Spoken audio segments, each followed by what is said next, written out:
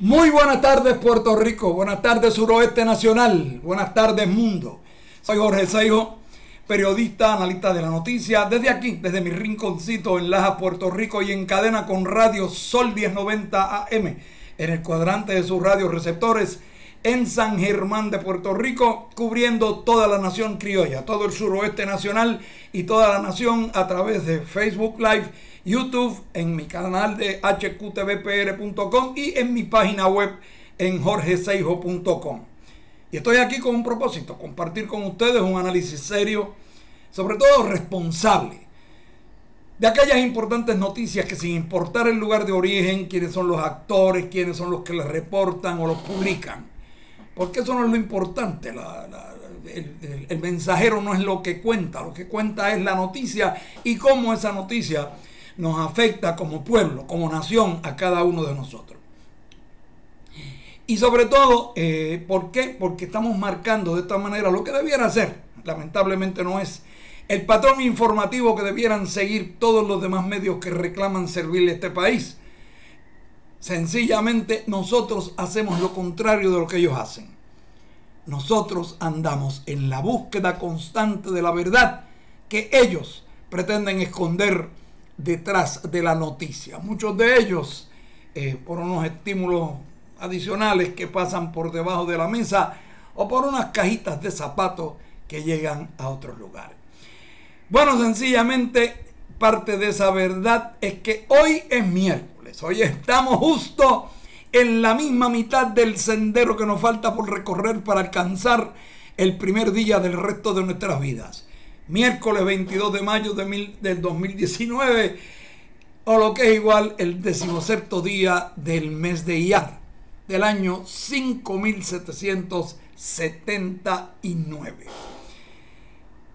Y es tiempo de que empezamos a discutir unas cosas más serias, vistas desde la perspectiva de lo que está pasando en Latinoamérica, que pasó en Puerto Rico, que Puerto Rico fue un eslabón importante, y lo vamos a tocar en un momento, en todo este proceso, por lo vanguardista que fue al copiar y al captar un mensaje que venía de México, y Puerto Rico lo hizo. Pero vamos a hablar con más detalle de esto, sobre todo porque vamos a discutir en estos momentos un artículo escrito por Fausto Torres y Elsa Nuri Martínez.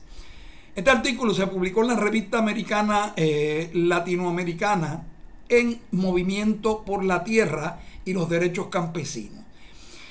Y a través de la historia, la transformación progresiva de la producción agropecuaria tiene como base la lucha por la tierra.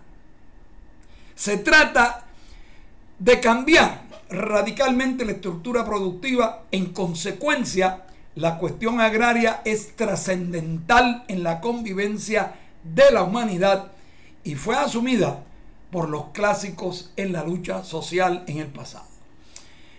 En este contexto particular, la reforma agraria partió de ideas económicas liberales, como ventas voluntarias de tierras a los campesinos pobres.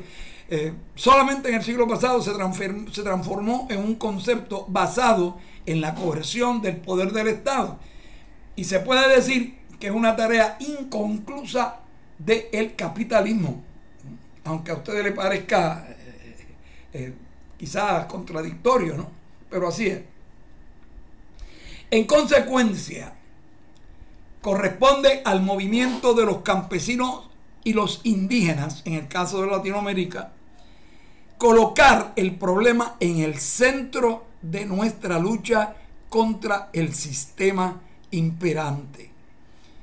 En el caso en particular en Puerto Rico, el hecho de que se haya reemplazado la producción agrícola interna por la importación es algo que hay que combatir ahora, ayer, el mes pasado. Reactivar una agricultura con los campesinos es vital para enfriar el planeta y de esta manera resolver el problema del hambre en el mundo, en particular en esta isla que estamos en el medio del Caribe y que no nos conecta a nada con nadie y que estamos bien solitos aquí.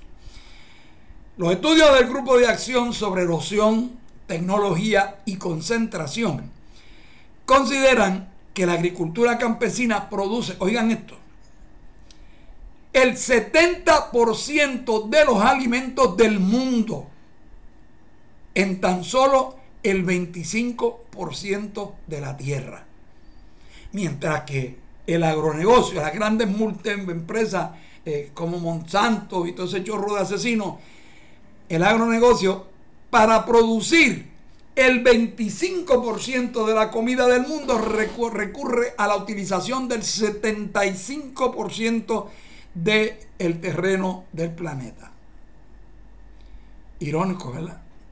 Pues bueno, esta investigación obviamente desarma por completo los mitos de la agricultura industrial y transgénica, sobre todo la transgénica.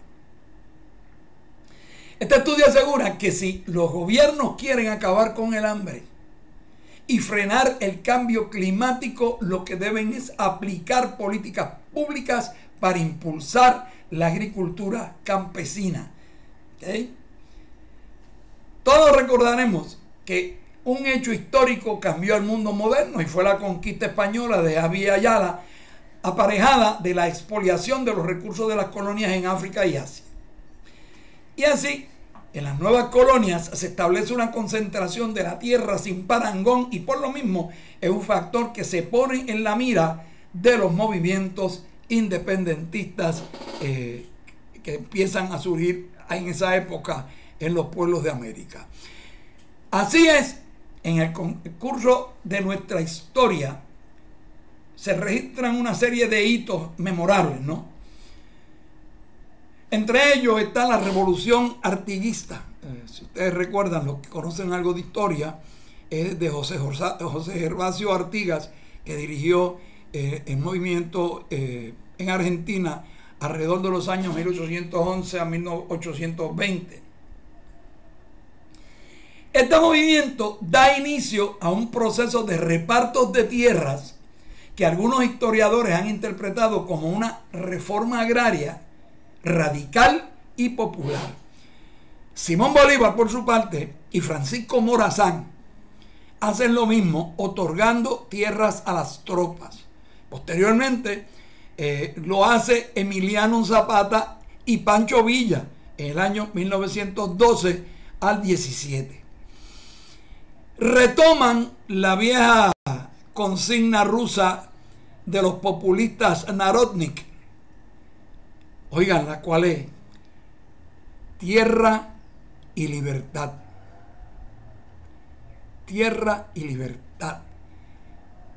Repito, tierra y libertad.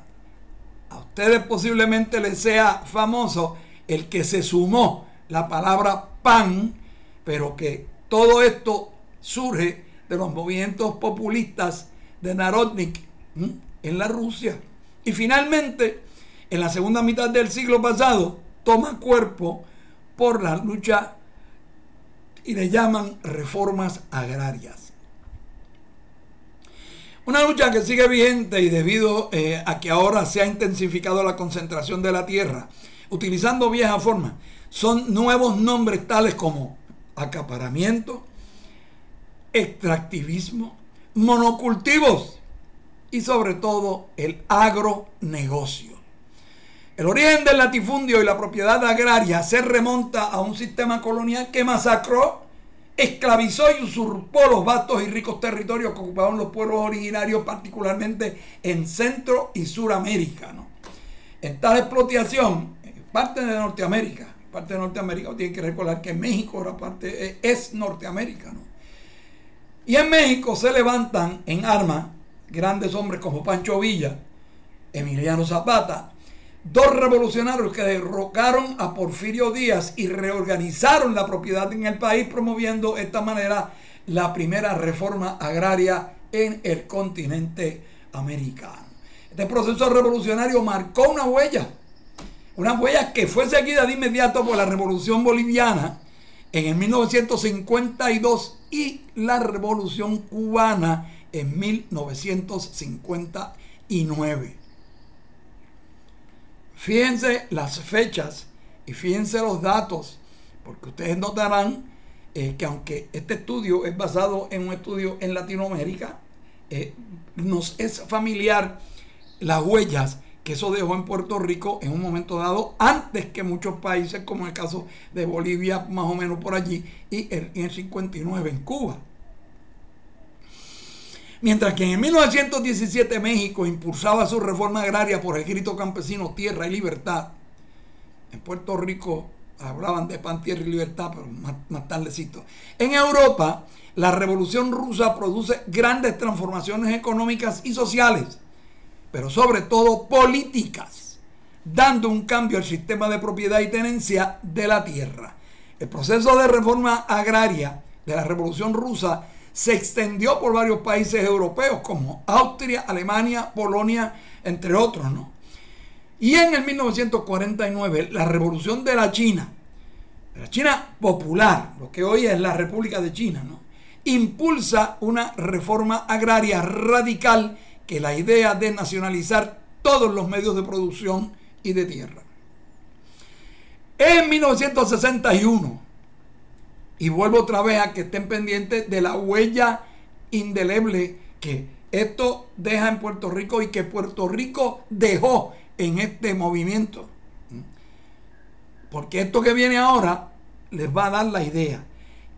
En el 61, los Estados Unidos inician una contracampaña, si se quiere, para detener la movilización social que se estaba dando en todo el continente, y el entonces presidente John F. Kennedy impulsa la Alianza para el Progreso, que ustedes recordarán que era basada en todo el programa del Partido Popular Democrático de los años 39 y 40, y que de hecho, ¿a quién se llevan para dirigir la Alianza para el Progreso? A Teodoro Moscoso, uno de los colaboradores de Luis Muñoz Marín en ese proceso.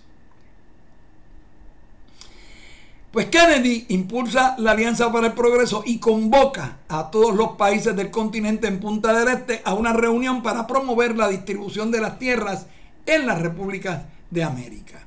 Y eso fue uno de los grandes errores de Kennedy. Creyó tanto en esto que trató de hacerlo en Irán, y ya ustedes saben el fracaso que tuvo allí. Pero bueno, la Alianza para el Progreso buscaba disminuir los latifundios mediante la distribución de la propiedad.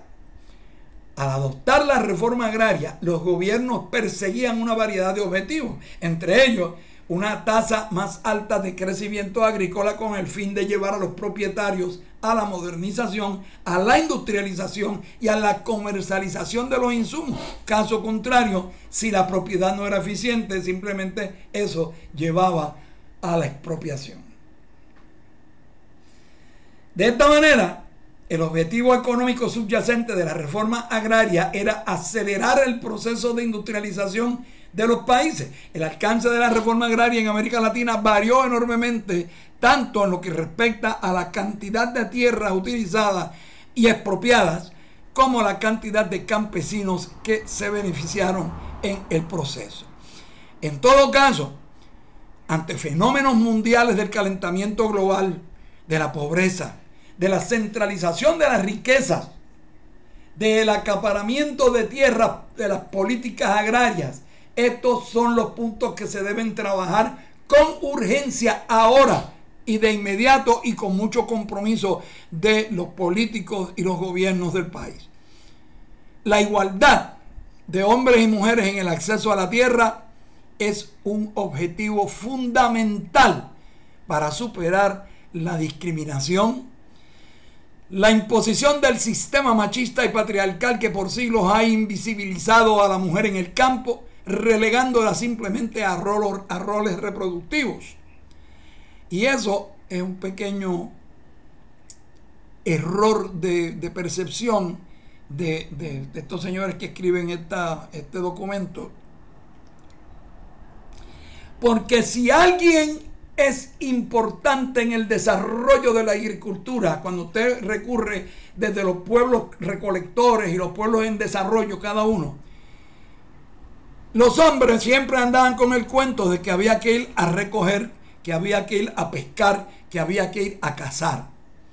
Mientras tanto, la mujer se quedaba en la finca, se quedaba en el yucayeque, se quedaba en el bohío cuidando a los bebés, pero en el camino Oye, aquellos no venían y ella tenía que sentarse a producir comida. Y de ahí que la mujer, aunque a ustedes les parezca a lo mejor chistoso, pero el primer implemento de labranza conocido en el mundo lo desarrolló la mujer. Y es una vara larga en el que hacía el hoyo donde echaba la semilla. Porque ella tenía los bebés en las espaldas y no podían estar doblándose, hacer el rotito en el surco para sembrar. Y entonces de ahí usaban este pedazo de madera largo que hacía el hoyo y echaban la semilla desde acá sin tener que virarse. En ese proceso la mujer tenía el huerto, creaba, cosechaba la yuca, hacía el pan de casabe, en fin, todo. Y cuando llegaban los lambetuercas maridos que andaban, supuestamente que llegaban sin casa, sin pesca y sin nada, ellas tenían la crianza de sus hijos y el huerto desarrollado. Así que la invisibilidad realmente de la mujer en el huerto viene con el modernismo, cuando el hombre empieza a escribir y a hacer periódicos y la mujer queda relegada fuera de eso y no la apuntan como que está trabajando en la finca, porque ellos son los que aparecen ser los señores lores de la tierra. Aquí se plantea para una verdadera emancipación de la mujer y debe ser protagonista de la redistribución de la tierra. Eso sí, eso es de verdad, con una plena participación e integración en todos los procesos de desarrollo en los sistemas y formas de vida del campo, porque siempre son los hombres los que reciben la tierra, los que tienen la titularidad, etcétera, etcétera, etcétera. Pero quien la trabaja realmente es la mujer. Del mismo modo, la mujer ha sido a lo largo de la historia recolectora, ha sido guardiana de semillas, ha sido protectora, promotora de la biodiversidad, hoy no es viernes, no, ni lunes.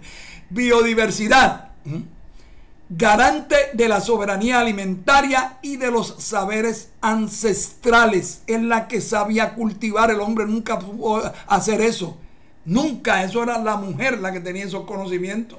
Es por ello que planteamos una reforma agraria integral e inclusiva para el buen vivir hoy, pero que tenga una participación de los ingresos, de los títulos de propiedad y del reconocimiento público. El primer desafío, esto arroja una serie de desafíos en todo este programa, ¿no? Y de eso vamos a hablar cuando regresemos de la pausa. Señor director, nos vamos a dar una pausa, cosa que no nos coja por mitad de camino. Vámonos a la pausa y vamos a hablar entonces de los 7 u 8 desafíos que se enfrenta todo este proceso. Así que nos vamos a una pausa, regresamos.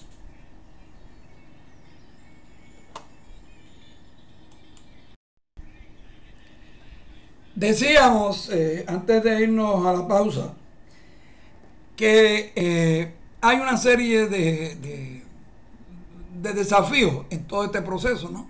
El primero es transformar la lucha por la tierra y el territorio, no solo en un lugar de trabajo.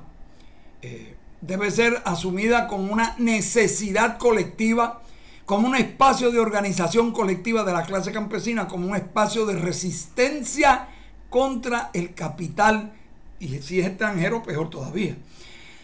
Y el segundo desafío es la construcción de un nuevo modelo de producción de agricultura propio. Debemos tener un programa estratégico que vaya más allá de las necesidades inmediatas. ¿Y cómo vamos a utilizar nuestra tierra? ¿Qué función social le daremos a ella? Pues hay que destacar que debemos centrarnos, quiero decir, en la alimentación. Alimentación saludable basada en la agroecología para una soberanía alimentaria. Este concepto debe ser popularizado, socializado y sobre todo que todas las organizaciones asuman esa conducta adecuada, ¿no? También producir una matriz tecnológica, técnicos especializados que permitan multiplicar y producir una armonía con la naturaleza.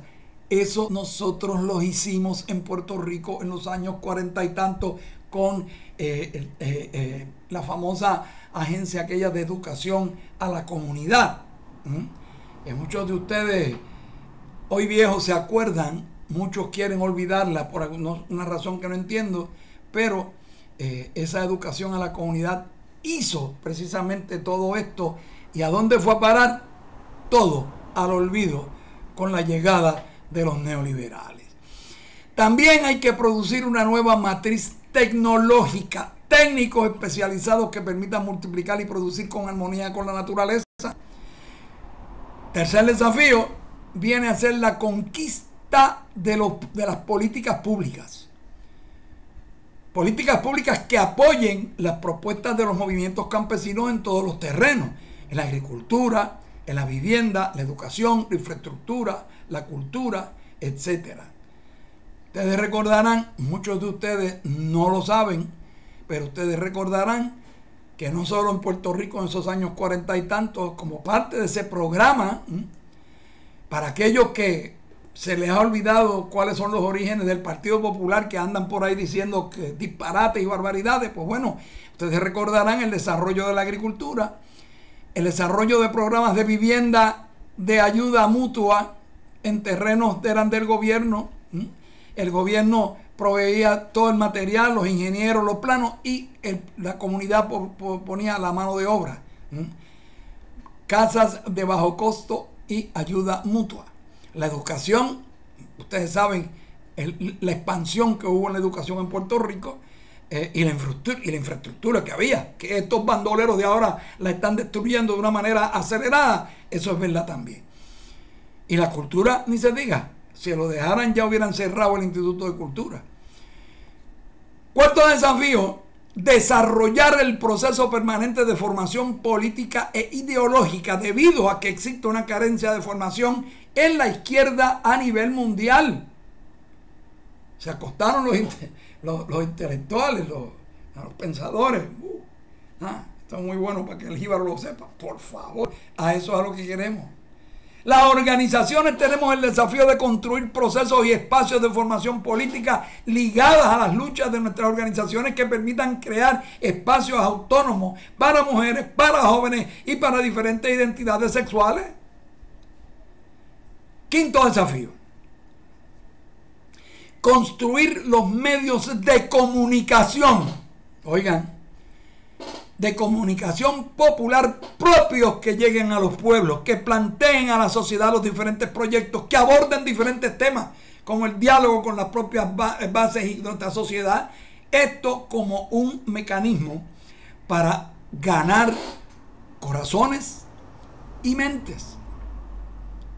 Sexto desafío: construir una alianza con otros sectores en el campo y en la ciudad, con otras organizaciones que luchan en los territorios como pueblos indígenas, identificando nuestros mejores aliados. Pues bueno, ¿cómo ayudar con la ciudad? Pues bueno, que la producción agrícola pueda ser vendida en los pueblos, distribuyendo las ganancias para todo el mundo.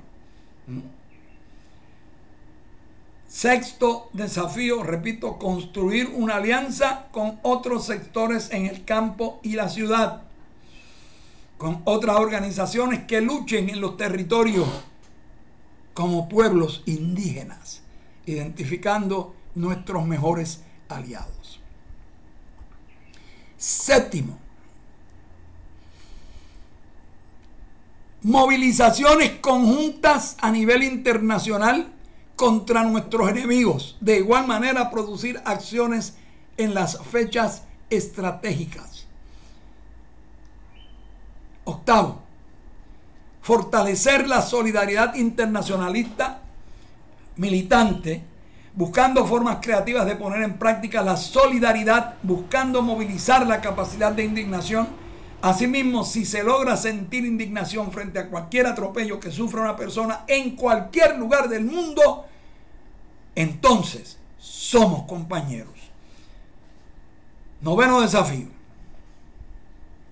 y último: promover la campaña global para la reforma agraria popular, ya que desde el 1996 esta campaña apoya las luchas locales, interviniendo en contra de las violaciones de los derechos humanos, difundiendo información desde los movimientos nacionales y locales a través de misiones investigadoras, realizar giras internacionales de cabildeo que promuevan observatorios de la lucha campesina e indígena. En días recientes hemos hecho un recuento del colectivo de tierra, agua y territorio. Allí nuestro principal acuerdo fue relanzar la campaña global por la reforma agraria en el 7º Congreso de la CLOC en Cuba, donde habrá de hacerse y tomar desarrollo de un plan de acciones para el continente para viabilizar la reforma agraria integral y popular como base de la soberanía alimentaria y la agroecología dentro del derecho de la agricultura familiar y campesina. Como les dije, este escrito fue hecho por Fausto Torres, quien es secretario de Relaciones Internacionales de la Asociación de Trabajadores de Campo de Nicaragua.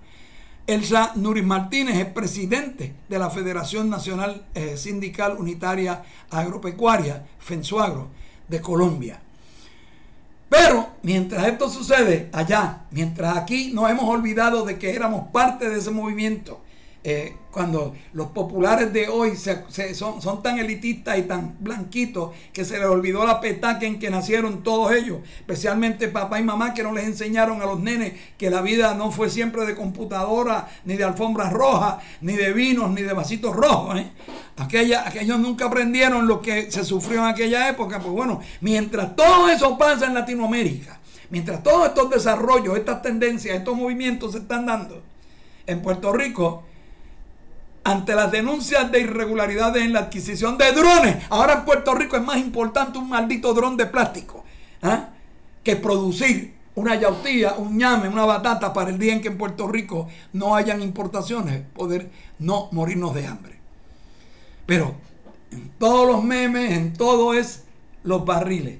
Pues el PNP recurre como defensa a decir que otros gobiernos lo hicieron mal y que por lo tanto no hay nada malo en hacerlo de nuevo. Y lo dice basado en una soberbia estupidez de Pichi Zamora, que obviamente debe haber ido a la escuela de finanzas y contabilidad de Norma Burgos, porque la evidencia que presenta, lo que presenta es que los barriles valían a 55 pesos. Y él vio la cifra de 500 y ahí se dejó ir. Pero era porque esos costaban los 30 y tantos que se compraron. Bueno, esos son otros 20 pesos y ya las redes sociales se encargarán de traérselo a ustedes a la atención. Eso evidencia el grado de impunidad que prevalece en el Partido Nuevo Progresista y la absoluta resolución de no hacer nada por poner coto a las malas prácticas que han empujado a Puerto Rico a su peor crisis. Sea quien sea, del partido que sea, Popular, PNP, Pipiolo, sabe que lo ha hecho mal. Y parece que es perfectamente natural optar por continuar abusando de la adquisición y uso de materiales de construcción, aunque ello implique el derroche de millones de dólares del bolsillo de los puertorriqueños y por lo tanto el mal uso del dinero y más necesidad para el pueblo. Pero esto todo conduce a que los amiguitos del alma siguen viviendo su estándar de vida mientras tú, chupamatres, lambetuercas, te fajas en la calle trabajando y peleando con tus amigos para defender esa caterva de bandoleros que lo que hace es enriqueciéndose con el sudor de tu frente y la sangre de tu cuerpo. Pero como si esto fuera poco, como si fuera poco lo que hemos visto en el pasado con un legislador proponiendo que votemos por internet, como si en Puerto Rico todo el mundo tuviera internet. Ahora este morón, que yo no sé en qué país vive, me refiero a José Nadal Powell, que ahora tiene aspiraciones de comisionado residente de Puerto Rico en Washington,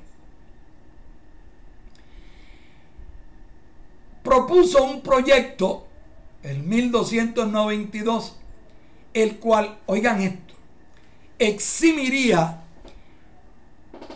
de la realización de una autopsia a difuntos por razones religiosas. Bendito sea Dios, buscando votos hacen cada disparate. Dice él que por razones religiosas, siempre y cuando no exista un interés apremiante del Estado. ¿Cómo el Estado sabe si existe o no un interés apremiante por una persona que aparece muerta? Nadie sabe por qué. ¿Ah? Si no le hacen la autopsia, no se sabe si lo envenenaron, si le pegaron, no se sabe. Pero la medida enmendaría la ley del Departamento de Seguridad Pública, ordenándole al negociado de ciencias forenses cumplir con la misma. La libertad de culto, dice este pelafustán, es un derecho protegido por la Constitución de Puerto Rico, pero no permite ni tolera que se viole la ley. O sea, porque lo que es ilegal no hace derecho, ¿no? En la isla existen religiones que entienden que la realización de autopsia va en contra de sus creencias, pero también hay religiones que, usando este mismo criterio, creen en que pueden tener 5 mujeres. Y si se parte de esta premisa de que porque religiones no hagan la autopsia, pues aquellos que aspiren por sus religiones a tener 5 mujeres, pues pueden tener 5 mujeres e incurrir en poligamia, de acuerdo a la mentalidad de este morón. Es menester que los legisladores, dice él, que promulguemos medidas y proyectos que protejan y defiendan los derechos en los que vivimos en esta isla. Pero ¿cómo usted pretende proteger los derechos de la vida si el propio proyecto que usted dice? Primero que nada, a mí lo que más me molesta todavía es que el idiota este, que se supone sea popular, utilice como ejemplo que varias jurisdicciones en los Estados Unidos, como New York, Ohio, Maryland, California y New Jersey, ya se han implementado legislación parecida a esta. ¿Y qué me importa a mí si aquellos idiotas son morones y no entienden la realidad de todo esto? ¿Qué me importa a mí si ellos quieran esconder los asesinatos que comete la policía o cualquiera otro de negros, de puertorriqueños, de mexicanos, que quieran hacerlo basado en este tipo de leyes? De ser aprobado este proyecto, señores, oigan, ¿por qué que yo estoy llamando la atención? Se prohibiría realizar una autopsia al difunto si un miembro de la familia o amigo del difunto objeta la misma por entender que la misma es contraria a sus creencias religiosas. O sea, viene aquel, le mete un veneno de rata y lo mata, y entonces yo no le hagan autopsia porque por cuestiones religiosas yo creo que eso no se lo puede hacer. Siempre y cuando las autoridades pertinentes entiendan que la muerte no fue por causa de algún crimen.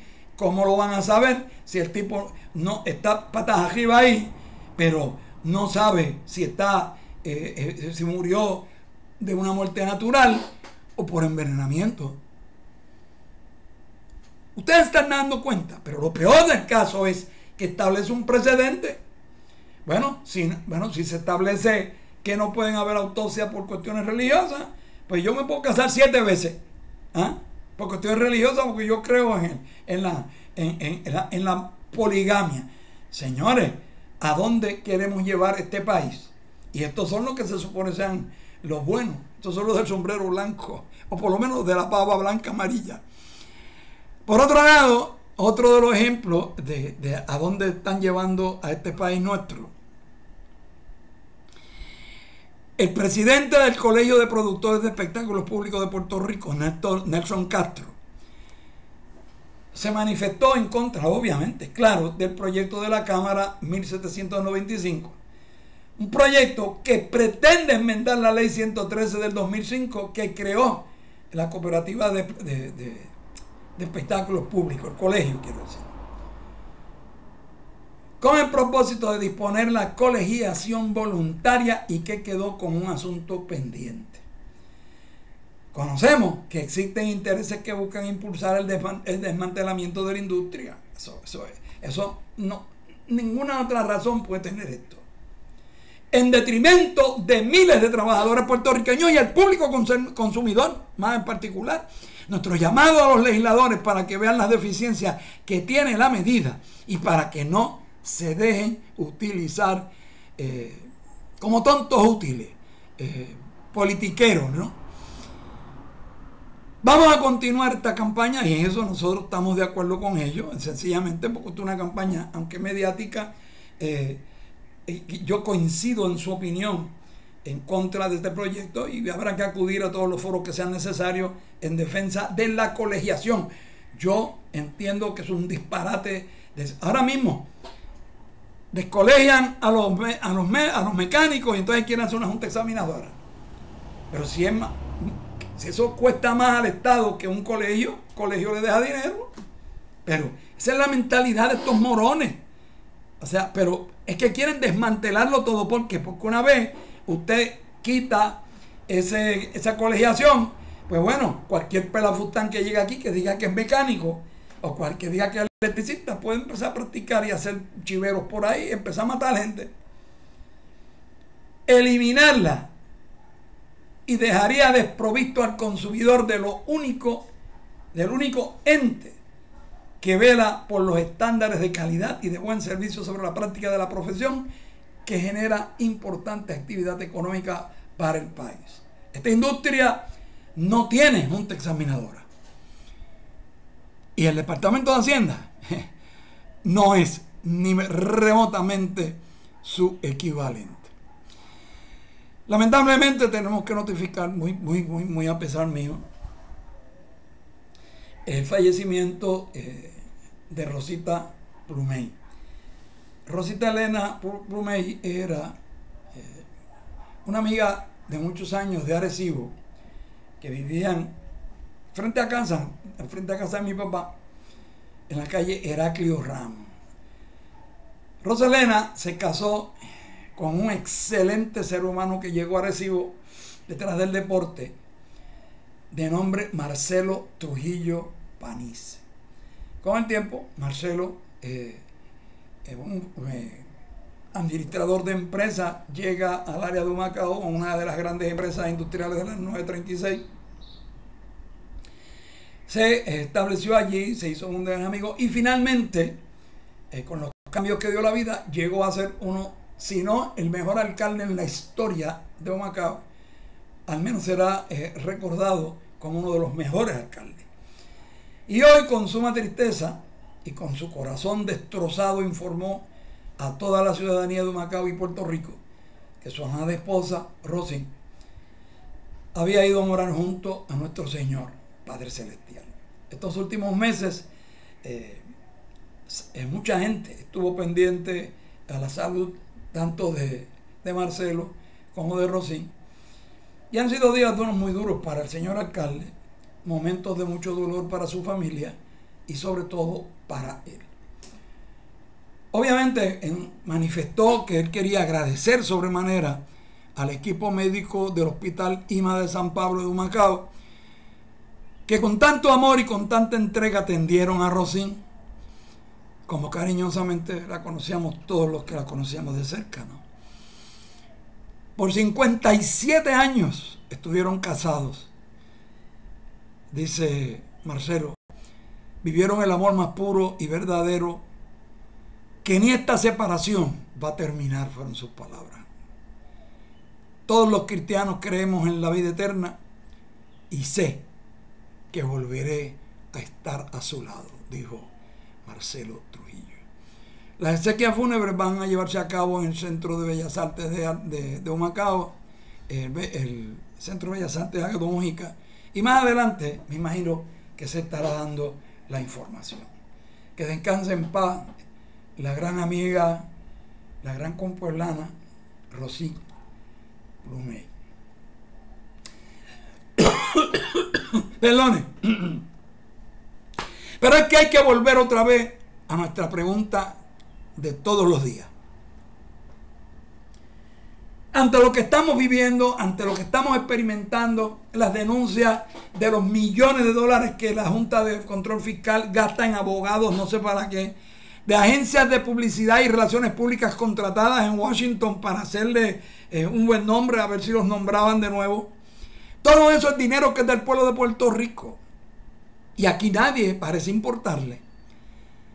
Y yo sigo preguntando, ¿qué pasa, maldita sea, con la recomendación que hiciera el licenciado Juan Beto Ruellas de solicitar a Washington D.C., al señor procurador del gobierno federal del imperio, un gran jurado federal que investigue todo lo relativo a la deuda, alegada deuda que tiene Puerto Rico, para saber cuánto de esa deuda es nuestra y cuánto no, cuánto de esa deuda es legal y cuánto no, cuánto es odiosa y cuánto no, quiénes se beneficiaron, quiénes indujeron a Puerto Rico a esa crisis, quiénes se beneficiaron o se han beneficiado y siguen beneficiándose económicamente de esa y de la impunidad que impera en Puerto Rico, y que incluso dos de los bandoleros que indujeron a Puerto Rico a esa crisis están sentados en la Junta de Control Fiscal repartiendo el bacalao del dinero que ellos mismos indujeron a estos bandoleros a invertir. ¿Qué estamos esperando? ¿Qué estamos esperando? ¿Que nos hayamos quedado sin patria, sin país, para luego andar llorisqueando por ahí, haciendo poesías y escribiendo novelas y qué sé yo cuánto, llorando como parvulitos? Lo que no hemos sabido defender como adultos, hechos y derechos. La pregunta es, ¿dónde están las Doris Torresolas, las Blancas Canales, las Carmen Pérez, etcétera? Sencillamente nuestra querida Rosado, la Titi. ¿Dónde están esas mujeres? Doña Isabel Rosado, ¿dónde están? ¿A dónde fueron? Se acabaron las mujeres con pantaletas en su sitio en este país.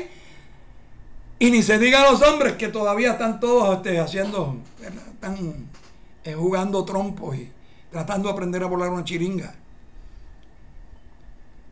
Sencillamente debo recordarles a los que pretenden olvidarse la resolución 1541 Romanos 15, aprobada por la Asamblea General de las Naciones Unidas. En esa resolución, la Asamblea General reconoce como un territorio no incorporado, una colonia asquerosa, puede alcanzar la plenitud de gobierno propio mediante la libre asociación, entiendan eso, populares, con un país independiente que esté dispuesto a asociarse con ellos. Y tenemos uno ahí que dijo que éramos asociados a ellos. Pues vamos a pedirle que nos dé eso. Es más, vamos a pedirle, si quiere, el expediente del informe Carter sobre el estatus de Puerto Rico y del plebiscito que proponían para 1981, de todo ese informe que se completó por el National Security Council y que se le entregó al comité de transición cuando Reagan salió electo presidente. Vamos a pedirle ese documento y vamos a revisarlo. ¿Por qué no? ¿Qué puede haber en ese documento que haya cambiado, que ellos no quieran pensar en eso ahora? Pues por lo menos nosotros podemos exigir o eso, o lo que nos dijeron en el 1951, que implementaron en el 52, y que en el 53 arrancamos a correr para Washington pidiéndole que nos dieran lo que nos habían negado en el 52. Señores populares, ustedes tienen en las manos el poder recuperar y salvar a este país. ¿Cómo quieren ustedes ser recordados en la historia? Yo no sé, pero por lo pronto a ese liderato de Puerta de Tierra no creo que tenga muchas páginas en el libro de la historia de Puerto Rico. No me quiero ir a la pausa sin antes recordarles que la detección temprana salva vidas. La incidencia del cáncer del seno continúa creciendo en Puerto Rico exponencialmente, afectando hombres y mujeres de todas las edades, ¿sí? Hombres y mujeres. Exámenes preventivos, el cáncer de la mama es el más fácil de detectar porque empieza por usted. Usted se puede chequear, tóquese.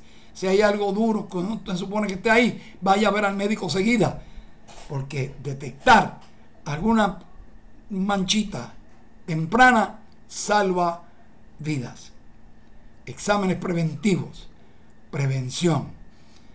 Señor director, nos vamos a una pausa y regresamos de inmediato. Gracias, señor director, muy amable por devolvernos los micrófonos acá a mi rincón en Lajas, Puerto Rico. Y vamos a hacer una cosa, vámonos rapidito a darle una mirada a los movimientos telúricos en Puerto Rico. Si es usted tan amable, señor director.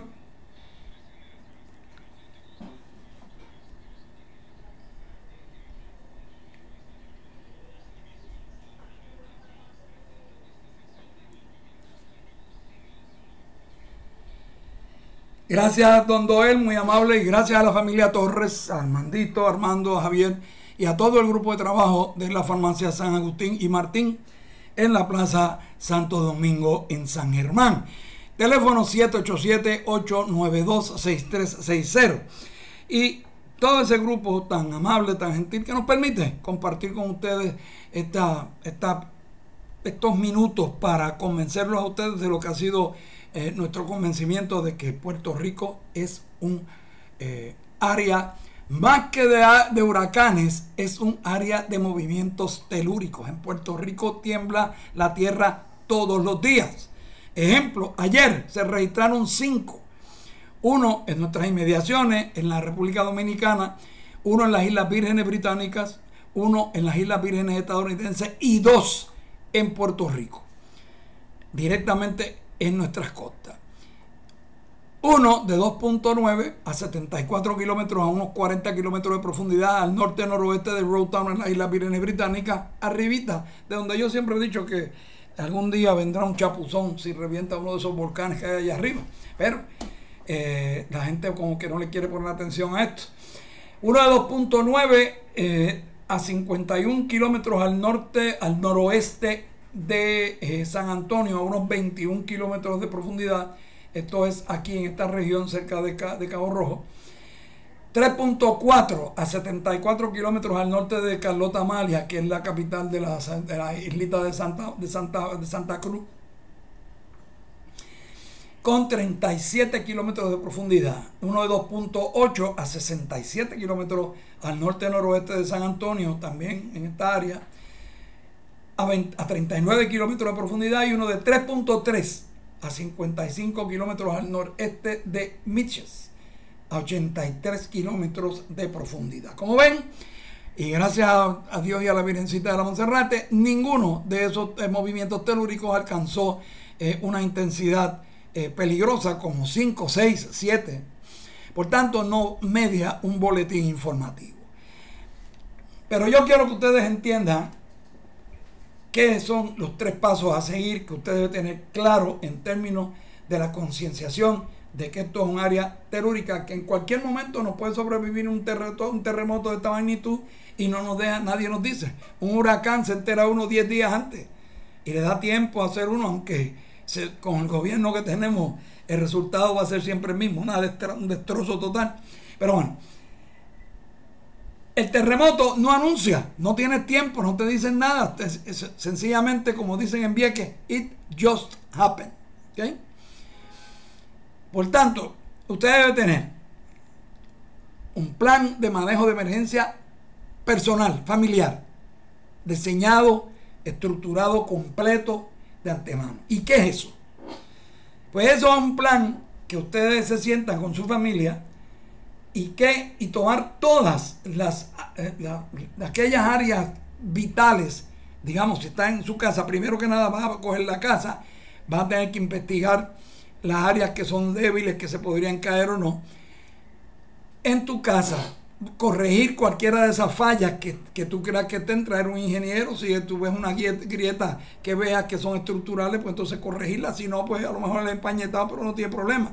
Pero eso es parte del programa de manejo de emergencia familiar. Cada miembro de tu familia tiene que asignársele una función donde quiera que esté. O sea, si está en la casa, la función en su casa va a ser tal cosa: hacerte cargo de la abuelita, hacerte cargo del abuelito, la comida, qué sé yo. Cada quien con una asignación pertinente referente a cada uno de la casa para lograr la seguridad y la protección de la vida. Si no están en la casa, Pues cuando tú estés en tu trabajo, tu función inmediata allí es hacer esto.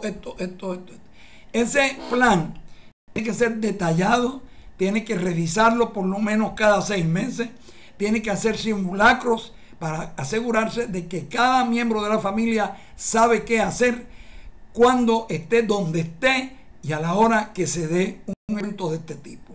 ¿Para qué? Para que una vez terminado sepan dónde encontrarse cada quien para saber que estén todos bien. Ese es el plan de manejo de emergencia familiar. Una vez tú tienes eso, tienes que tener como parte de ese plan lo que se llama la mochila de emergencias. Esa mochila es parte de ese plan familiar. En esa mochila tú tienes que tener todo lo necesario para sobrevivir por lo menos 71 días. En caso de que el terremoto provoque un tsunami, que no puedas entrar en tu casa en 71 días, eso tiene que tener ahí medicamentos, linterna, radio, batería, todas las instrucciones.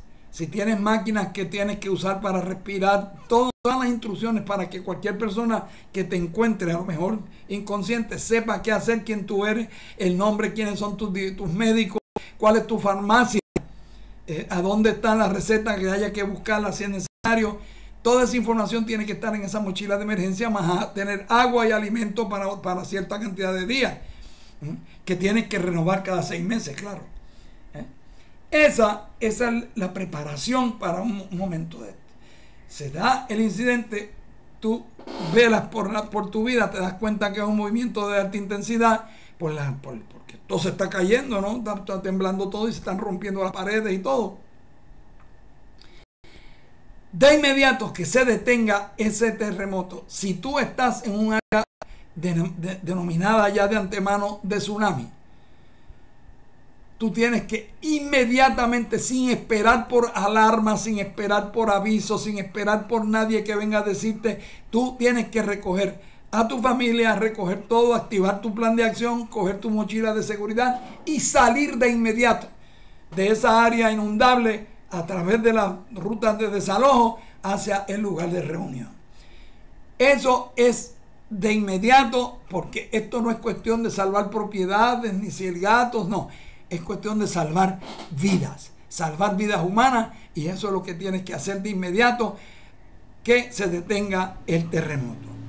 Esa es la gran diferencia entre la vida y la muerte en un terremoto. Señor director, hasta aquí esta sección.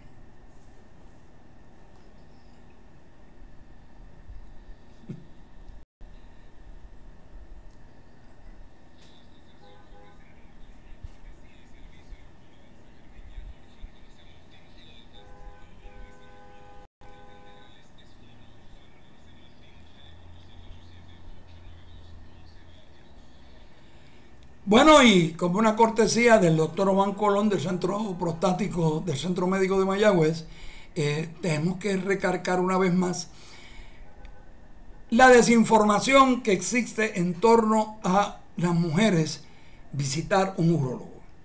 Aunque parezca sorprendente, la urología cubre una amplia gama de condiciones en la mujer, al igual que en los hombres. Los urólogos son precisamente los cirujanos de toda la vía urinaria, de las glándulas adrenales, de la genitalia, tanto masculina como la femenina. Estos subespecialistas tratan las condiciones de salud en ambos sexos que pueden presentarse, mira, piedras en el riñón, piedras en la vejiga, tumores, urétero, vejiga, incontinencia urinaria, sangre en la orina, tumores adrenales, infecciones del tracto urinario, cistitis causadas por diferentes condiciones. Todo esto es la especialidad del urólogo. Las enfermedades urológicas afectan de igual manera a hombres y a mujeres en todas las etapas de su vida, desde la infancia hasta la vejez.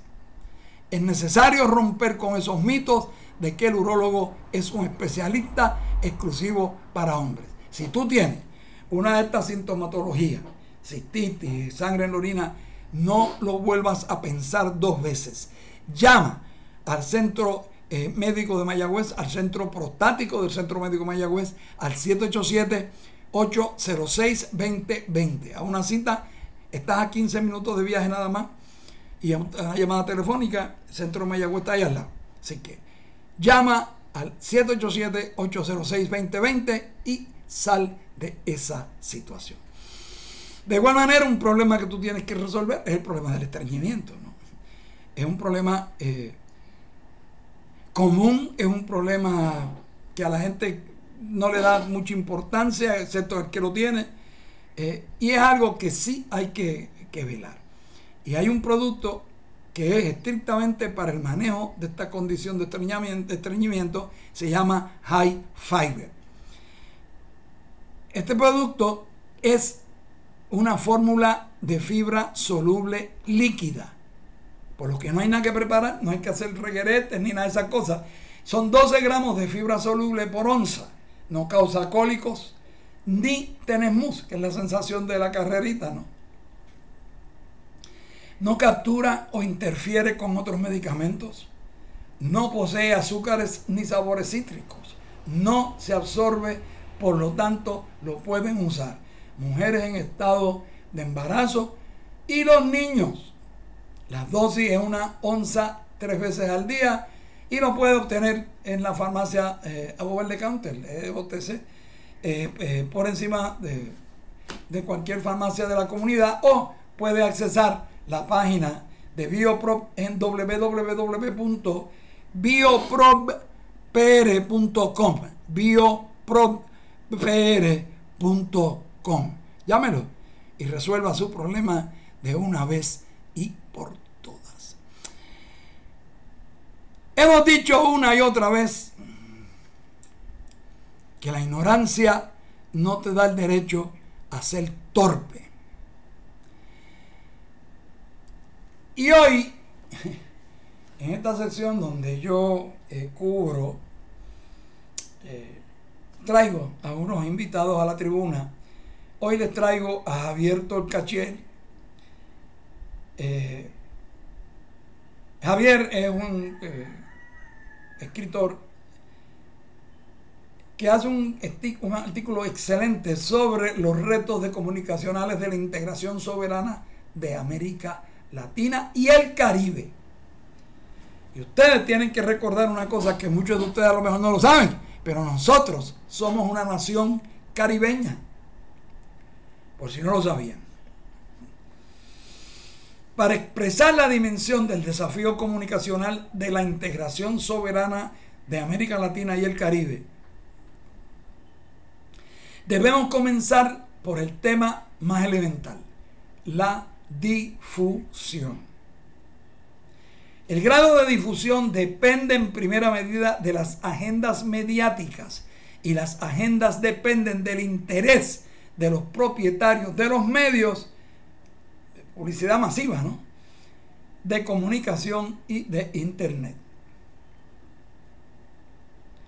Aún cuando todos conocemos su grado de concentración, bien vale un brevísimo muestreo. Vamos a mirar esto. Según una clasificación de Mastrini y Becerra, pueden diferenciarse 3 niveles en los grupos informacionales comerciales, ¿no? En el nivel global operan grupos transnacionales cuya lógica se contribuye a partir del funcionamiento del mercado estadounidense. En un segundo nivel hay 50 grandes grupos con sede en Europa, Estados Unidos y Japón, que operan a nivel regional. Y en el tercer nivel confluyen grupos líderes en mercados domésticos, nacionales, subregionales, estando conformados por unas 90 corporaciones. Bien vale actualizar este escenario. Según el monitoreo realizado por los Reporteros Sin Fronteras, que han hecho esto con aliados como Intervoces, Tiempo Argentino, Cenco Público y otras entidades que están velando esto. Y tenemos lo que sucede, por ejemplo, en Brasil, en México, en Argentina, A modo de ejemplo significativo,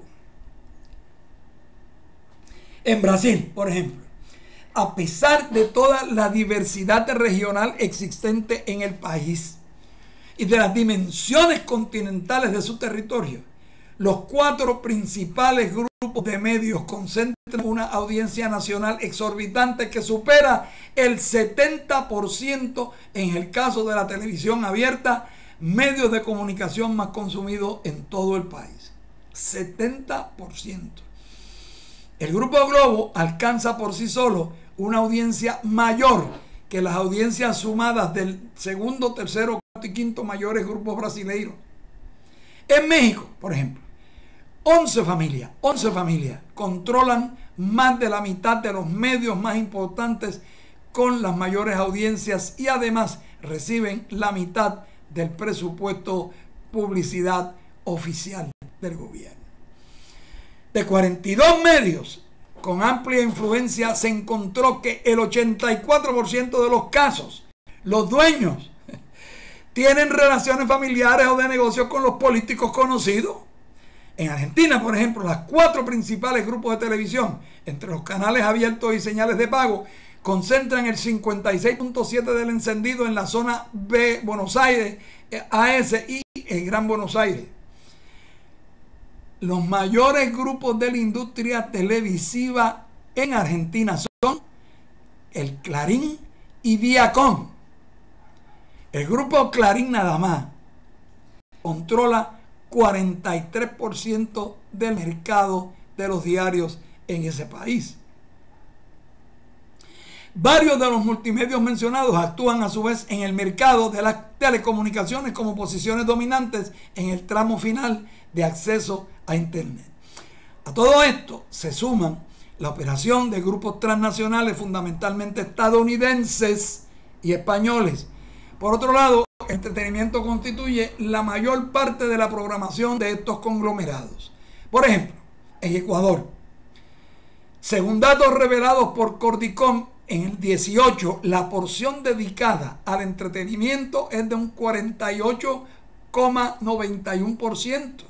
Los contenidos de tipo formativo, educativo y cultural representan solo un 24,30%.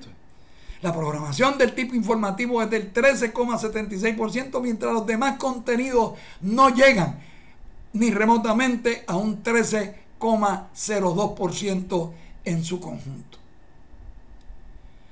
Una matriz que encuentra réplica en otros países. De la pequeña porción informativa, a su vez, el contenido se dedica en gran parte a temas locales y nacionales. Y del segmento internacional, la mayor parte está dedicada a desastres o a noticias de alto impacto. Nuestros sueños no caben en sus canales. Punto. Eso no está ni considerado. Si la cantidad de notas en las que difunde la integración regional es muy reducida, la misma estrechez caracteriza el signo de las mismas. Dada la proporción de medios dominados por grupos empresariales, es obvio que sus agendas muestran apenas lo ineludible en el ámbito institucional, señalando tan solo aquellos aspectos que favorecen sus intereses. En la mira de estos conglomerados, y ustedes conocen estos conglomerados, en Puerto Rico son muy famosas. Usted tiene Univisión, usted tiene Radio 1 Group, usted tiene Radio Isla, usted tiene ¿cómo se llama? Guapa Televisión, Guapa Radio. Son grupos que controlan la gran cantidad, y otras empresas como la Mega tiene un montón de emisoras. Sencillamente, estos conglomerados de integración son solo la posibilidad de hacer buenos negocios transfronterizos, ¿no? El informe sobre integración regional y medios de comunicación realizados por el Observatorio de Política Pública Internacional se dedicó a rastrear la posibilidad periodística de los organismos regionales oficiales de integración soberana, como lo son Mercosur, UNASUR, la CELAC, que nos incluye, debiéramos incluir nosotros, hay una silla vacía para nosotros, pero estos pelafutanes no quieren ir, CARICOM, Petrocaribe y El Alba, para lo cual monitoreó durante 6 meses 100 medios y 34 agencias en ese año. Un momento en que la integración institucional tenía un fuerte empuje.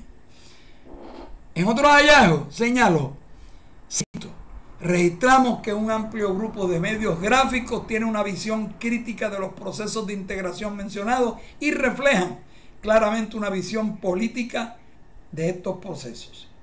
El periódico en Puerto Rico, dos de los principales periódicos, más los regionales, son propiedad del periódico Nuevo Día. Punto. ¿Okay?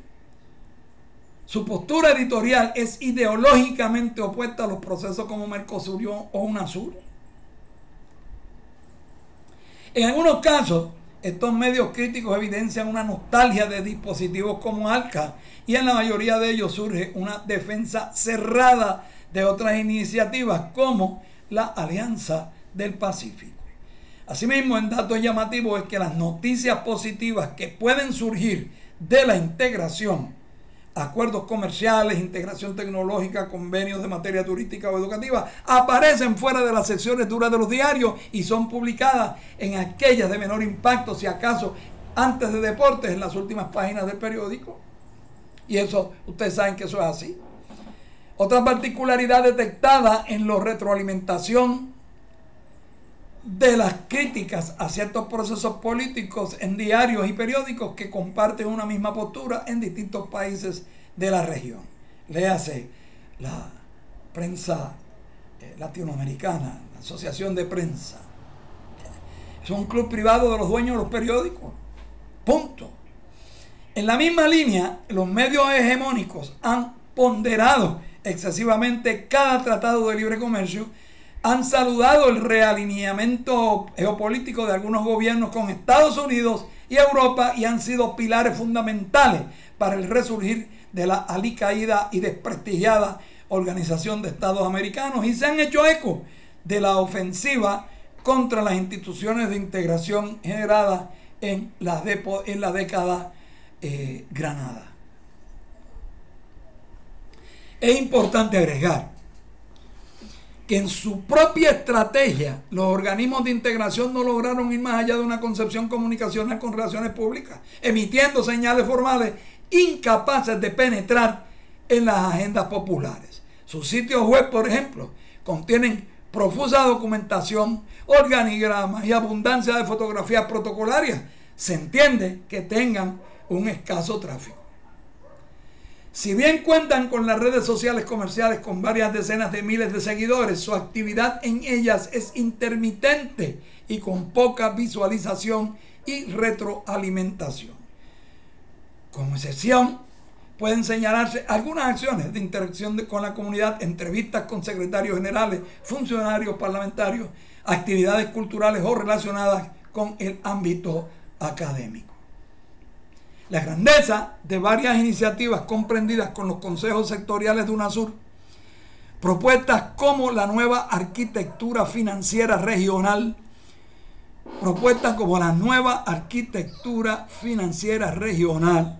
o la construcción de un anillo de fibra óptica suramericano, el Foro de Participación Ciudadana, la Escuela de Defensa, el Instituto de Salud, la Escuela de Mediadores de la Paz, la Ciudadanía Suramericana o el marco de la CELAC, el tremendo significado de la Declaración de América Latina como zona de paz y el plan para la erradicación del hambre en conjunto con la FAO, que es la Organización de las Naciones Unidas del Alimento Mundial.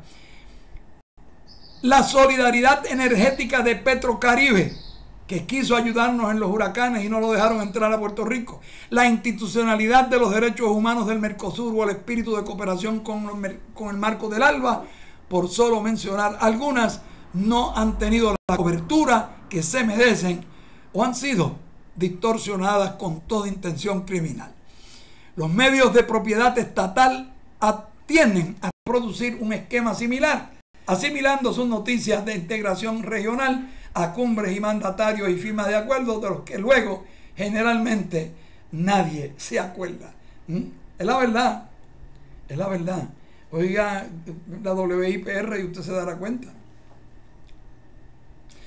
Solo las agencias de noticias en países gobernados por la izquierda y los medios afines a la emancipación como Telesur continúan con una permanencia la cobertura de eventos de integración soberana, aunque muchas veces reproduciendo el mismo esquema. Como consecuencia de todo esto, la percepción que tiene la ciudadanía de a pie de la integración regional es una nebulosa distante, poco atrayente, poco comprensible y poco expulsivo por actores institucionales y gobiernos de turno. Y ese es el secreto de por qué se quiere destruir la WIPR Radio y tanto televisión en San Juan, que es el canal 6, como el 3 en Mayagüez. Porque quieren eliminar esa posibilidad de que esa promoción de la articulación de la mente social se manifieste y pueda representar un choque y un peligro a los intereses altamente económicos de estas grandes empresas. Un gran número de medios comunitarios, universitarios, corporativos, alternativos, portales de noticias dedicados en América Latina y el Caribe, agencias de información regionales, redes radiofónicas y de educación popular, televisoras comunitarias y articulaciones regionales de medios se esfuerzan en abarcar la región y sus procesos de integración. En el caso de los medios comunitarios, la intención de aportar a la construcción de una patria grande es manifiesto y su esfuerzo doblemente valorable, ya que sus características atienden a priorizar el contenido de proximidad. ¿Qué es los medios comunitarios? Casa Pueblo tiene una estación de radio que es comunitaria, es para dar información, instruir. ¿Qué debiera hacer el canal 6 de televisión? Eso mismo. Pero se han pretendido, se ha perdido el concepto y han querido convertirlas en empresas que hagan dinero, cuando eso es una empresa para dar servicio. ¿Sí? Por eso mismo la comunicación popular ha construido un extenso tejido colaborativo que le permite cubrir y difundir con solidez, aunque con menor impacto de audiencia, lo que los medios hegemónicos se niegan a mostrar. En las agendas comunitarias existen no solo los eventos y actividades oficiales interestatales, sino una nutrida pauta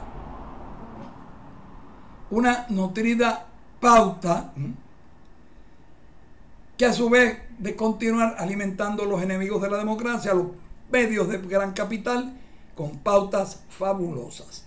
La estrategia de insertar la publicidad oficial en los medios dominantes para propagandear la actividad de gobierno es una visión de corto plazo, ya que de sustento económico a quienes nunca estarán del lado del pueblo. Nos vamos a una pausa, señor director, y regresamos. Y continuamos con esta presentación que le estoy teniendo y habremos de hablar de las conclusiones estratégicas cuando regresemos de la pausa. Señor director, cuando usted lo considere pertinente. Gracias, señor director. Muy amable por devolvernos los micrófonos acá a Lajas, Puerto Rico, desde donde originamos en cadena con Radio Sol 1090 AM en San Germán de Puerto Rico. Bueno, estábamos hablando y que me sorprende. Yo tengo con toda honestidad, a mí me sorprende, porque Puerto Rico fue uno de los pioneros en estas emisoras comunales. Primero con WIPR en grande, con el Departamento de Educación, pero en términos de las emisoras low power, que se llaman low power. Puerto Rico, yo recuerdo que una de las primeras que empezó fue en carreteras en San Juan, en el viejo San Juan, donde de hecho se criticó porque era un anuncio político pagado. Y realmente era de información donde estaba diciendo dónde habían tapones o no. Bueno, también se inauguraron unos en algunas de las carreteras donde decía las condiciones y demás. Ahí tiene Casa Pueblo, que tiene una emisora precisamente de ese tipo. Y me extraña que con la excelente agrupaciones KP4 que hay en Puerto Rico, con los excelentes grupos de voluntarios que hay en ese campo, en Puerto Rico no haya, más allá de una emisora que hay en Humacao que es de ese tipo, también, que es Radio Rebelde o algo así se llama. Realmente me extraña que en Puerto Rico no haya una cadena de esas low power transmitiendo este tipo de información a las comunidades al servicio del desarrollo de valores y de estas cosas. Nunca he entendido por qué eso no se ha dado, aun cuando tiene uno de los mejores grupos KP4 que hay en Puerto Rico, que hay en el mundo entero, los fanáticos de radioteléfonos y demás.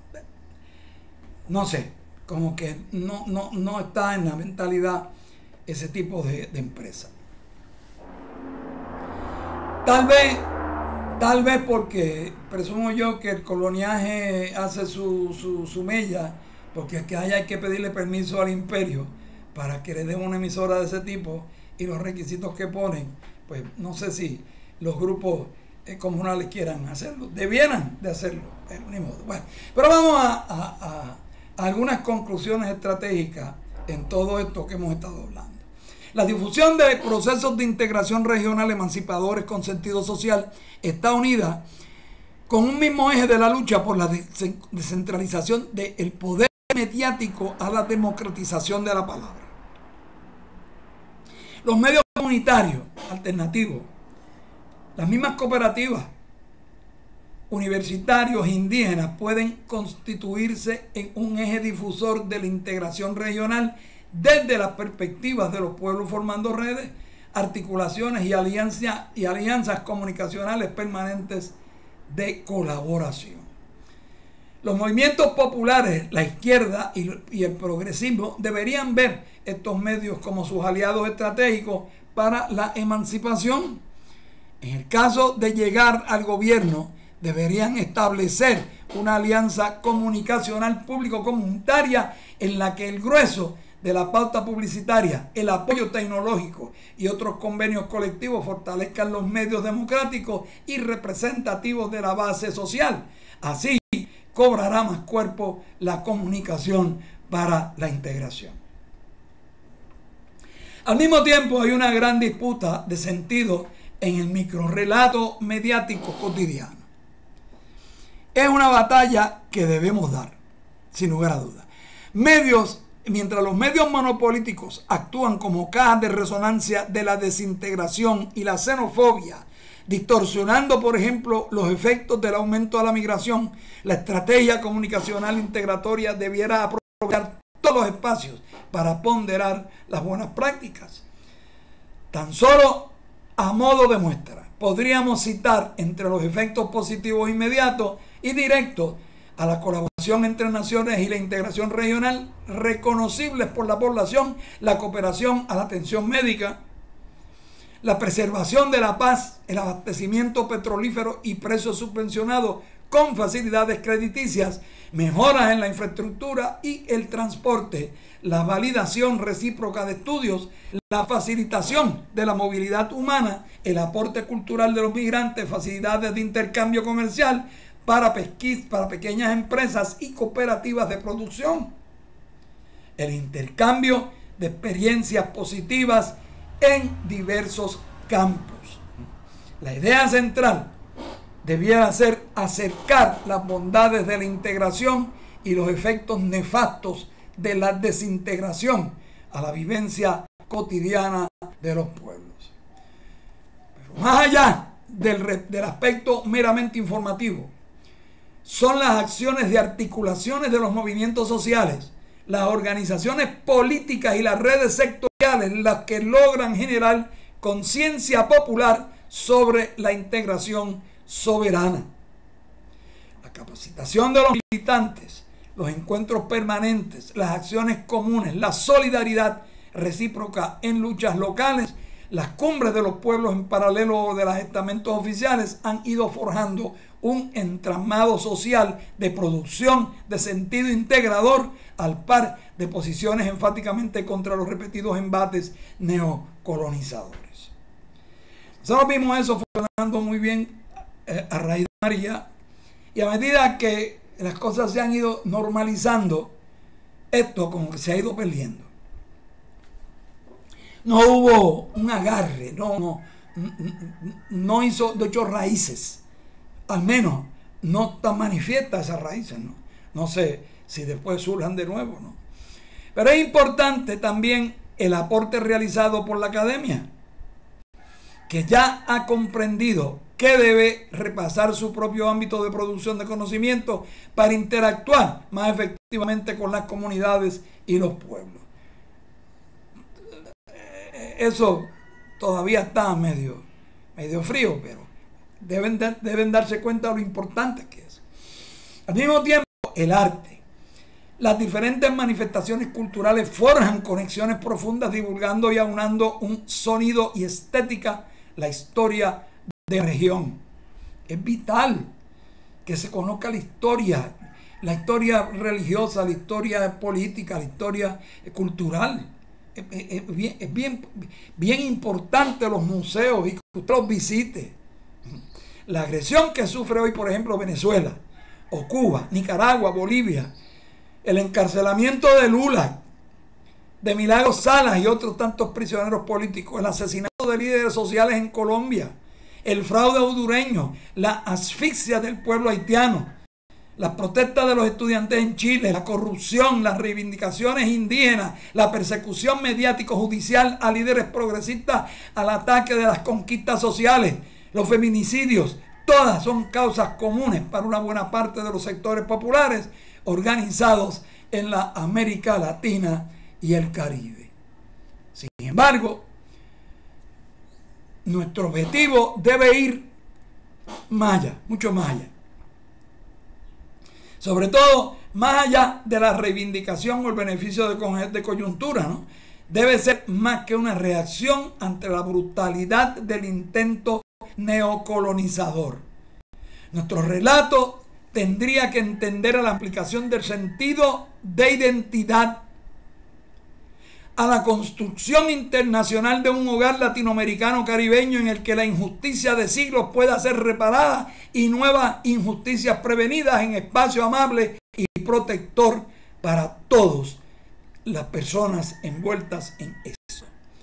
Como dirían los muchachos del movimiento, todos y todas, los abogados y abogadas. Señores, yo les recomiendo que busquen este tipo de escritos.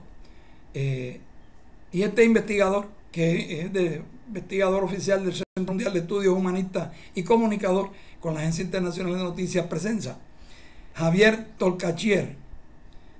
Esta ponencia fue expuesta en el Seminario Internacional El Dilema de la Integración y la Desintegración en América Latina, de la Biblioteca de la Universidad Central de Ecuador en Quito. Esto fue hace unos meses atrás. Y yo insisto en que las escrituras están en la pared. Hay mucho que hacer y hay mucha gente mirando en dirección contraria. Hay muchas cosas que se pueden hacer que son divertidas, que son atractivas, que son de mucho valor, como lo son las estaciones comunitarias, como lo son los low power, si ustedes se quieren llamar de alguna manera. Es bien importante esto, por el bien del país, por el bien de todos los que estamos en este país y los que vendrán, nietos, bisnietos, tataranietos y chornos. Pero sería interesante porque este tipo de información que podrían estar transmitiendo y que no lo hacen los medios informativos hegemónicos, ¿no?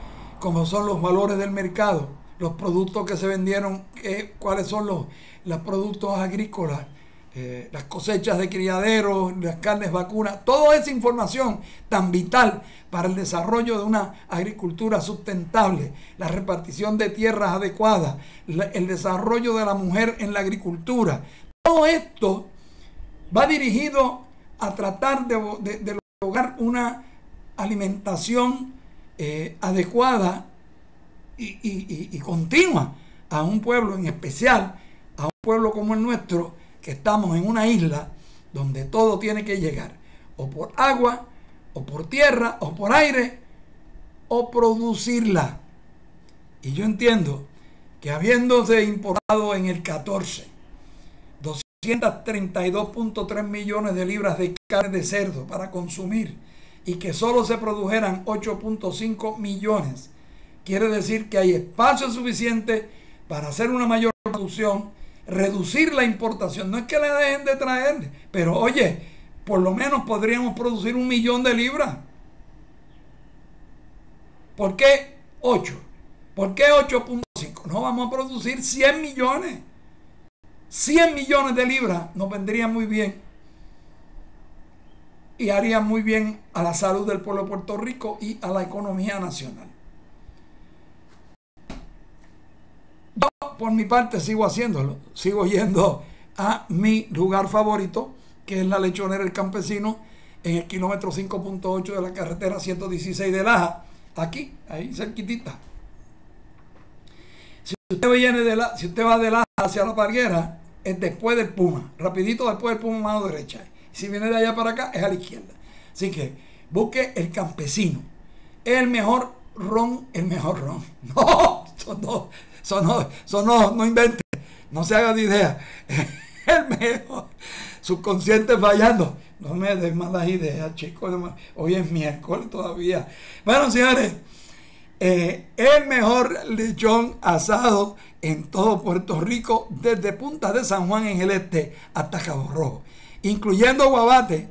En Guabate no hay nadie que tenga el adobo que tiene Alex, que lo aprendió allí, pero lo perfeccionó y lo mejoró y lo tiene en práctica aquí en El Campesino. Está abierto jueves, viernes, sábado, domingo y lunes. Venga, está en el kilómetro 5.8 en la carretera PR 116 aquí en Laja. Pruébelo, llámelo por teléfono 939-640-9013 640-9013. ¿Bien? Y tienen arroz con longaniza hecha en casa. Lleguen allí, díganle a Alex que les den una probadita del cuerito del lechón. Bueno, señores, y nos vamos rapidito a los titulares de la prensa que circunda nuestro vecindario, recordándole que en Puerto Rico malamente la lógica está muerta, la excelencia es condenada, mientras la mediocridad es la altamente recompensada. Si no, pregúntenle al morador del Palacio de Santa Catalina. La dependencia, desafortunadamente, en Puerto Rico es venerada y nadie ni siquiera sabe por qué. Porque si disfrutaran ser libres por un momento, se darían cuenta que es mucho mejor ser libre que seguir venerando la dependencia.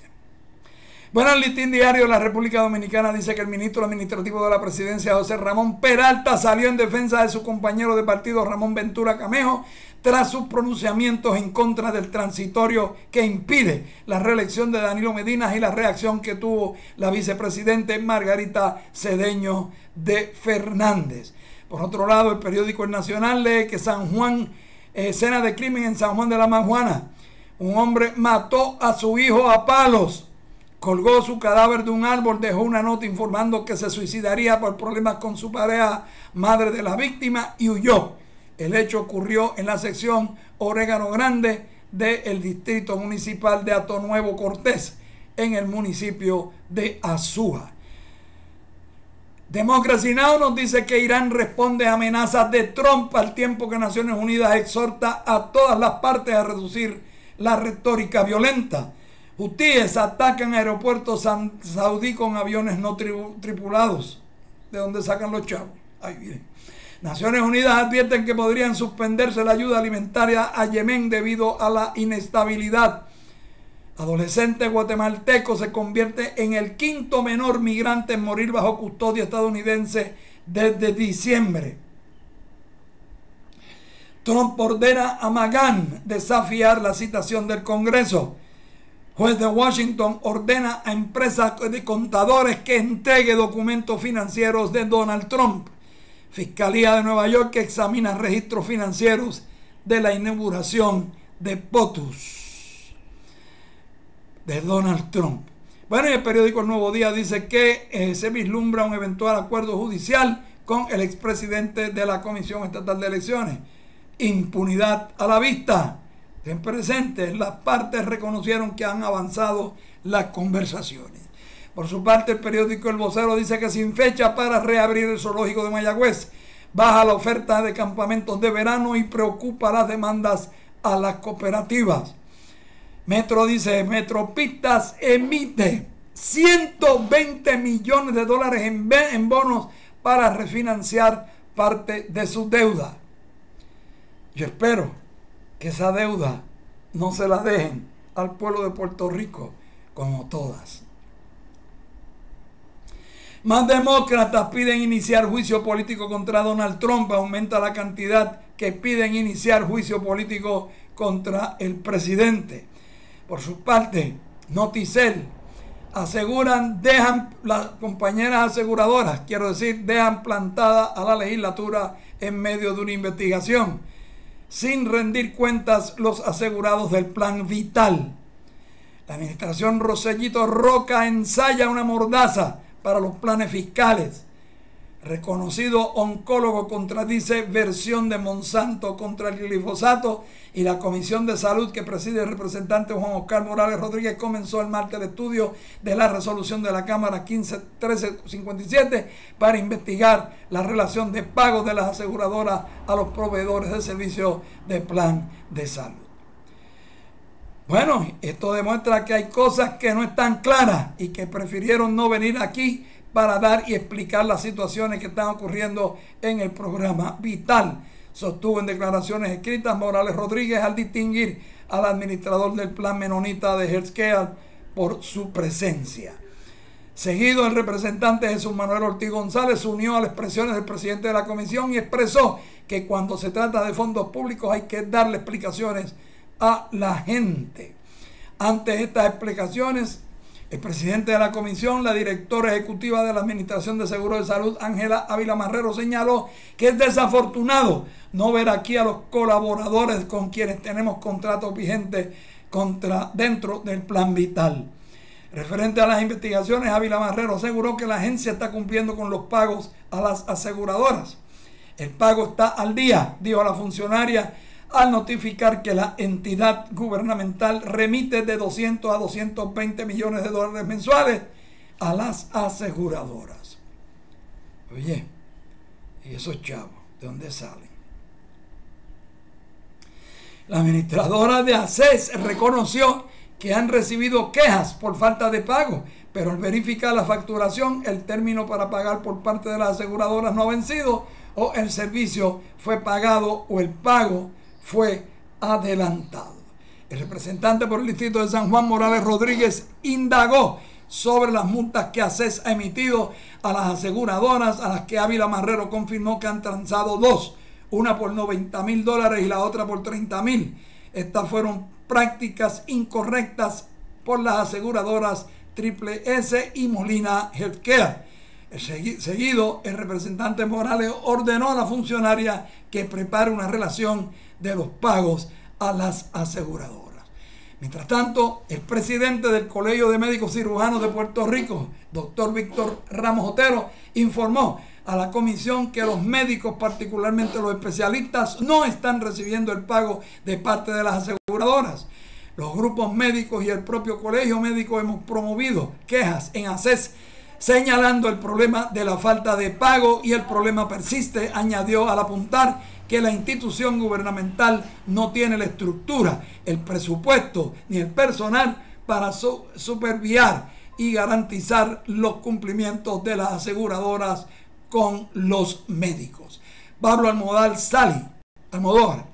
administrador del Plan de Salud Menonita, aseguradora sin fines de lucro que mantiene contratos con ACES, informó que aún siendo nueva integrante dentro del plan ACES, informó de salud del gobierno, quiero decir, no hemos escatimado en esfuerzo en el procesamiento de facturas y pago de reclamaciones a los proveedores que han sido suscritos contratos con nuestra organización. El administrador del PSM detalló que hasta el 30 de abril del 2019 han procesado 243.492 reclamaciones de los proveedores para un pago total de $70.580.230.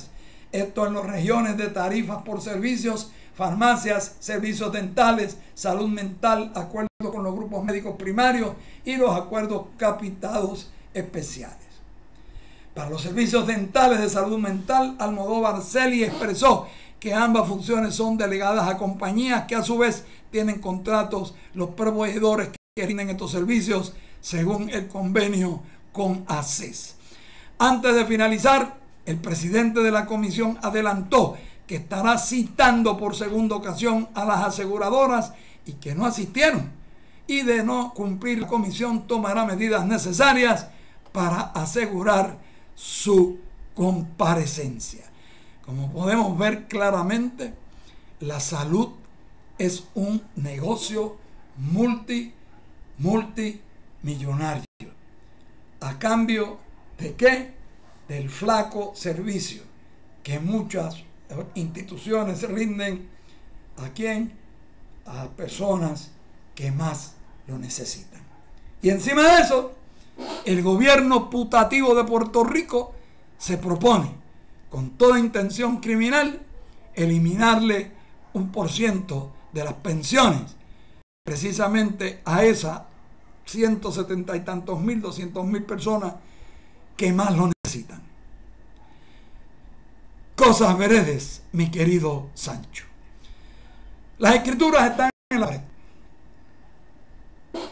Nosotros cumplimos nuestra parte del trato. Nosotros se las traemos a ustedes, se las exponemos, se las explicamos. Ustedes tienen la obligación de leerlas, de internalizarlas y de aplicarlas si entienden que son lo más justo. No hagan como los bueyes y los becerros que se mueren frente al río por no tomar el agua porque hace un poquito de ruido, porque tiene piedras. Señor director, después de recibir la bendición de la Virgencita de la Monserrate, y cuando usted lo considere pertinente, tomando en consideración los 2 minutos de su reloj, disponga de los micrófonos cuando usted lo considere pertinente. Que Dios lo cuide. Nos vemos.